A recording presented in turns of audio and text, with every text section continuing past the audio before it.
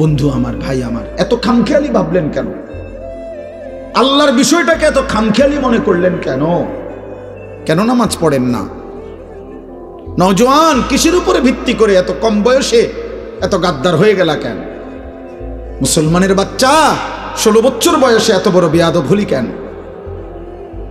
যাদের কপালে নামাজের সেজদা নাই, তোর চাইতে নিকৃষ্ট বেয়াদব, তোর চাইতে অসভ্য এই নওজোয়ান, আসমানের নিচে জমিনের উপরে সেজদাবিহীন যুবক মুসলমানের বাচ্চা, তোর চাইতে বড় বেয়াদব আল্লাহর জমিনে আর কেউ নাই বেটা।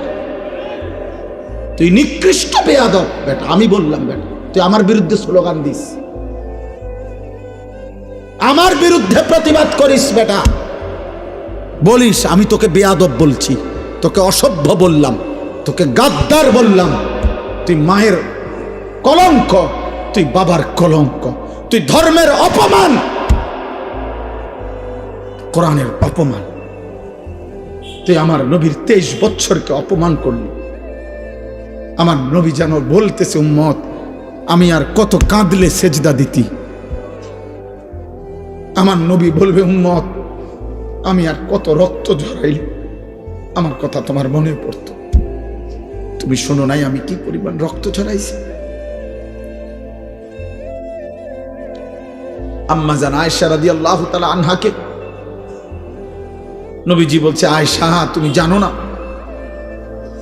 1.25 লক্ষ নবী রাসূলকে নবুয়তের কাজে যত জুলুম অত্যাচার করা হয়েছে, আমি মুহাম্মদকে তার চাইতে বেশি কষ্ট দেওয়া হয়েছে।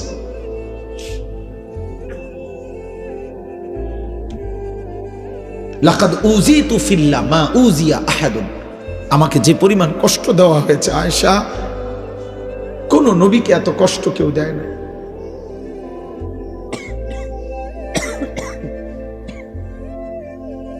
তায়েফের ময়দান থেকে যেদিন নবীজি রক্তাক্ত দেহ নিয়ে ফিরে আসছিলেন, আব্বা সারা শরীর থেকে যখন রক্ত ঝরছে, পায়ের তালু জুতা মোবারক যখন জমাট বাইধা গেছে, জুতা খুলতে পারছিলেন না রক্তের কারণে, হযরত যায়েদ ইবনে হারেসা নবীর পালক পুত্র বলছেন, আমি পারতেছিলাম না জুতা খুলতে, রক্ত এভাবে জমাট বাঁধা।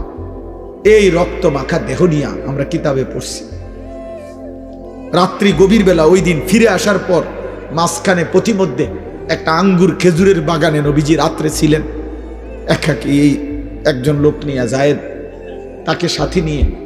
সেই রাত্রে নবীজি এমন কান্দা কাঁদছিলেন আল্লাহর কাছে রক্ত মাখা দেহ নিয়ে। আর এই একটা কথা বলছিলেন যে, মাওলা ইলা মান তাকিলনি, আল্লাহ আপনি আমারে কার কাছে পাঠাইলেন?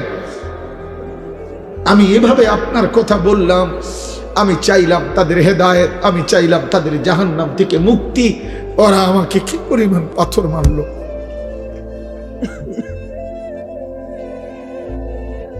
আপনি আমারে কার কাছে পাঠাইলেন? এ কেমন মানুষের কাছে পাঠাইলেন আমারে? এরা আমাকে এইভাবে মারলো।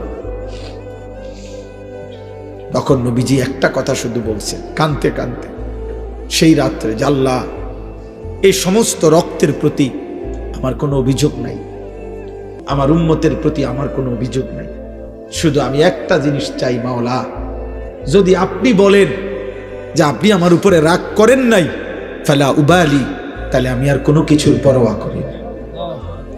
আপনি শুধু বলেন আপনি খুশি আছেন কিনা, আমি আরো রক্ত দেব মাওলা, আমি আরো ক্ষুধার কষ্ট সইব, আমি আরো রাত ভর চোখের পানি ফেলে কাঁদবো আমার উম্মতের জন্য, বিনিময়ে আমি আমার আপনার সন্তুষ্টি চাই মাওলা। আপনি হলেই আমার সব হবে, আপনি না হলে আমার কিছুই হবে। এজন্য দোস্ত, নারী দেখে কি কি মজা পাইলা, উলঙ্গ ছবি দেখে কি কি মজা পাইলা, মদের আড্ডায় কি সুখ পাইলা, জুয়ার আড্ডায় কি সুখ পাইলা, জিনার ব্যভিচার আর অসৎ নারীর হারাম সম্পর্কে কি মজা পাইলা। নবী সাল্লাল্লাহু আলাইহি ওয়াসাল্লামের হাদিস শুনেন, আল্লাহর নবী বলেন, মান জানা ওয়া শারিবাল খামরা নাযা আল্লাহু বিনহুল ঈমান কামা ইয়াখলাউল ইনসানু আল কামিসা মিন রাসিহি। নবীজি বলেন যে জেনা করে এবং মদ পান করে, জেনা যে নারীর সাথে হারাম সম্পর্ক করে, নেশা করে, খোদার কসম নবী বলছে আল্লাহ তার কলিজা থেকে, দিল থেকে আল্লাহ তাআলা তার ঈমান এভাবে বের করে ফেলে, মানুষ যেমন গায়ের থেকে জামা খুলে ফেলে। কি বুঝছেন? বিশুদ্ধ হাদিস। আমি ব্যক্তিগতভাবে ফালতু কথা বলি না। আল্লাহর নবী বলছেন আল্লাহ তার ঈমান এভাবে খুলে ফেলে। এই নেশা করে, মদের আড্ডা, জুয়ার আড্ডা, নেশার আড্ডা, জেনার আড্ডা, এই তিন জিনিস এক ক্ষতি আনে, তিন দাগ। নারী, মদ, গান বাদ্য। যেখানে গানের আসর সেখানে নারীর আসর, সেখানে মদের আসর। যেখানে মদের আসর সেখানে নারীও আছে, গানও আছে। যেখানে নারী আছে সেখানে মদও আছে, গানও আছে। এটা এক ক্ষতি আনে তিন দাগ নাকি একসাথে। এজন্য যে যুবক গানে আসক্ত, ওই নারীতে আসক্ত, ও নেশায়ও। এই হারামখোর চরিত্র আপনি বাবা জানেন না, আপনি বাবা জানেন না। ওরে জিজ্ঞাসা করেন, তুই আল্লাহকে সাক্ষী রেখা তুই যদি আমার হালাল ফুত হয়ে থাকস, তো তুই রাত 12টার পরে সকাল পর্যন্ত মোবাইলে কি দেখস? আপনি জিগান, আপনি আপনার ফুতের জিগান, তুই যদি আমার হালাল সন্তান হয়ে থাকস তো তুই কর। আমরা বুঝি না? আপনাদের ছেলেদের চেহারা আপনারা দেখেন, এগুলো আপনাদের সন্তান, আপনাদের ভাতিজা, আপনাদের ভাগিনা, আপনাদের নাতি। যে কয়জন বয়স্ক বাবা আছেন আপনারা বলেন, টিস্যু নাই? জি বলেন, আপনারা বলেন। ওরে বলেন না, ওর চুল এমন কেন? ও মুসলমানের বাচ্চা না? তোর একটাবার জিজ্ঞাসা করেন যে আব্বা তোর দাদার চুল, বাবার চুল, তোর গ্রামের হুজুরের চুল, তোর মসজিদের ইমাম সাহেবের চুল, তোর নবীর চুল, তোর নবীর সাহাবাদের চুল, তোর জামানার আউলিয়া, পিছনের জামানার আউলিয়া, পৃথিবীর কোন ইমানদার মুমিনের চুল, কারোর সাথে তোর চুলের মিল নাই। তুই কোন ধরনের মুসলমান? ওরে জিজ্ঞাসা করে। আপনি কি একবারও জিজ্ঞাইতেন? আপনার কি বিবেকে নাই এটা? আমার বড় ভাই এই চান্দিনা আল আমিন কামিল মাদ্রাসার যিনি প্রিন্সিপাল, আলহাজ হজরত মাওলানা মাহবুবুর রহমান আশরাফি, তো আমার আপন বড় ভাই। বড় ভাই আমার ছাত্র জীবনে আমার মনে আছে একবার 3 বার চুল কাটাইছে আমার, মানে শুধু সামনে পিছনের চুল 19-20 হয়েছে, সামান্য একটু। আবার যা, আবার আইসি ভাই চুল কাটাইছি, তো আবার এমনি এমনি হাত দিয়ে দিয়ে চাইয়ে কইছে না এখন একটু একটু লাগে, সমান হয়েছে না, আবার যা। 3 বারের পরে ভাই বলছে হ এখন হয়েছে, এখন যা গোসল কর।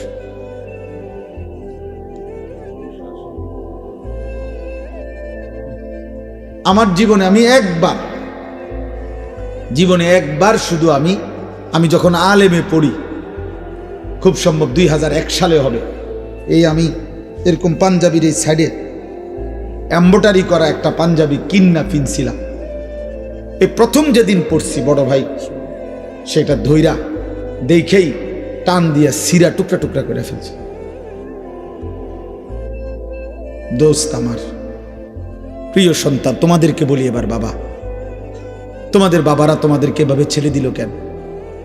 365 দিনে কোনোদিন একদিনও ফজরের নামাজ পড়লা না, তোমার কি কোনোদিন ভোর হবে না? ফজরের মুয়াজ্জিন কি কোনোদিন তোমারে দেখবে না? ভোরের যেই পাখি জেগে ওঠে সে কি তোমাকে কোনোদিন দেখবে না? সুবহে সাদিকের যে আলো ফুটে, সে আলো কি বলে না আমি কার জন্য ফুটলাম? আমরা মুসলমান না? তা আমাদের আল্লাহ যদি আমাদের পছন্দ না হয়, তা আল্লাহকে ভালোবাসবে কি? কাফেররা। আমাদের নবী সাল্লাল্লাহু আলাইহি সাল্লামকে যদি আমাদেরই পছন্দ না হয় তো নবীকে ভালোবাসবে কে? বেঈমানরা। আমার নবীর সাহাবাদেরকে যদি আমাদের ভালোবাসা না হয় তো ওনাদেরকে ভালোবাসবে কে? বেঈমানরা।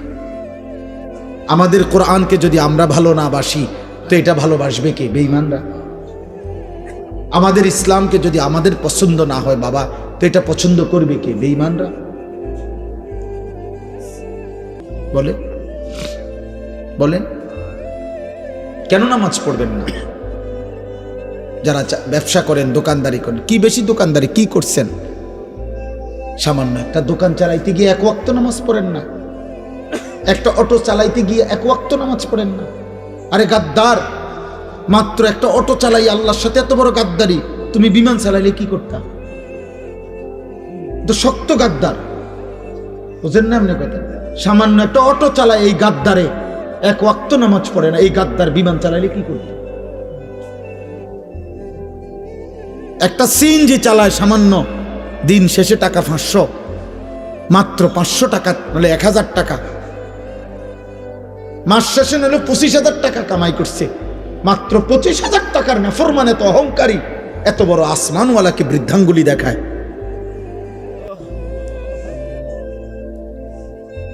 এই জন্য ইমাম গাজালি রহমতুল্লাহ বলছে এই পৃথিবীতে সবচেয়ে অহংকারী নাফরমান কে? যে দুনিয়াতে একে তো মিসকিন ফকির আবার আল্লাহর নাফরমান, সে বড় অহংকারী, ফকির মুতাকাব্বির। বুঝছেন না হিসাবটা? একে তো কি অভাবী, অথচ তবু আল্লাহকে কি দেয় না? সেজদা দেয় না। এ ধনাঢ্য ব্যক্তির চাইতো বড় গাদ্দার।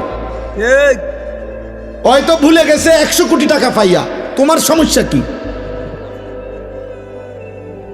হয়তো 1000 কোটি টাকা পাইয়া আল্লাহকে ভুলে গেছে, ও তো 10টা বাড়ির মালিক হয়ে আল্লাহকে ভুলে গেছে, ও তো 10টা মেল ফ্যাক্টরির মালিক হয়ে আল্লাহকে ভুলে গেছে। তুমি না ফরমান ভুললা কেমনে? তুমি তো দিন আইন না দিন খাও, তবুও কি আল্লাহরে মনে করো না কেন তুমি? অথচ নবী সাল্লাল্লাহু আলাইহি সাল্লাম কতটা খুশখবরি দিছিলেন যে আমার উম্মতের ফকির ইমানদার, আমার উম্মতের ধনী ইমানদারের 500 বছর আগে জান্নাতে চলে যাবে। সুবহানাল্লাহ। নবীজি বলছেন আল্লাহুম্মা আহিনি মিসকিনান, আল্লাহ আমারে দরিদ্রদের মাঝে বাঁচায় রাখেন, ও আমিতনি মিসকিনান, আমারে দরিদ্রদের মাঝে মৃত্যু দেন, ওয়াহশুরনি ফি জুমরাতিল মাসাকিন, আখিরাতে আমারে আমার দরিদ্র ইমানদার উম্মতের সাথে দাঁড় করায় দেন। আল্লাহু আকবার। নবী তো অভাবীকে বলে নাই। আল্লাহর নবী সাল্লাল্লাহু আলাইহি সাল্লাম আমরা কিতাবে পড়ছি, নবীজির ঘরে আম্মা জান আয়েশা রাদিয়াল্লাহু তাআলা আনহা বলছেন 3 মাস লাগাতার চুলায় আগুন জ্বলে নাই। কয় মাস? কোন বিবির ঘরে 9 জন স্ত্রী একসাথে ছিলেন। রাআইনা হিলালান সুম্মা হিলালান সুম্মা হিলালান মা আওকাদাত ফি আবিয়াতে রাসূলিল্লাহ নারুন। নবীর কোন বিবির ঘরে 3 চাঁদে 3 মাসে চুলায় আগুন জ্বলে নাই। 3 মাস পর্যন্ত কোনোদিন রান্না করা খাবার নবী এবং নবীর বিবিরা খান নাই, শুধু খেজুর পানি খাইছেন। 14 দিনও পেটে পাথর বাঁধছেন, ক্ষুধার কষ্ট সয়েছেন। কেন? এটার একটা হিকমত কিতাবে লিখছে। এটার একটা কারণ এটা, আল্লাহ চাইলে বন্ধুকে 3 বেলা পূর্ণ খাবার খাওয়াইতে। এই ছেলে, এই হাইসো না মাঝখানে, উঠে যাও আব্বা, এই খামখেয়ালি বেটা, ওঠ বেটা এখান থেকে, কোন অপদার্থ বইসো না, সাবধান, নিষেধ করলাম আমি। কিন্তু আমি সবার সমর্থন চাই না, আমি আখিরাত চাই।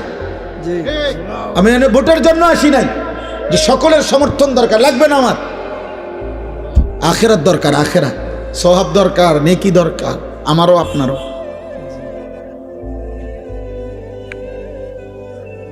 মনে রাখবো আব্বা, আমি যত কথাই আমরা বলি, হেদায়েত মূলত আল্লাহর হাতে, পরিবর্তন মূলত কার হাতে?